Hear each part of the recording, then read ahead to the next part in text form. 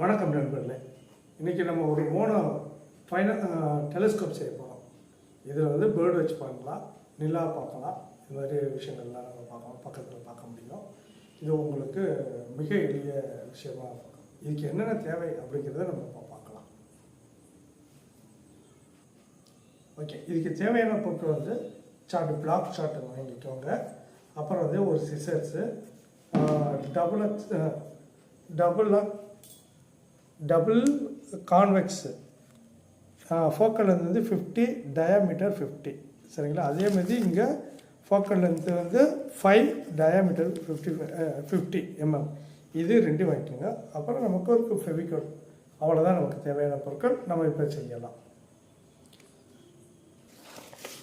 Okay, நம்ம ஒரு துண்டு சார்ட் வெட்டி இருக்கிறோம். இந்த சார்ட்டை வெட்டிட்டு இதை ரெண்டாக மடிச்சுக்கிறோம்.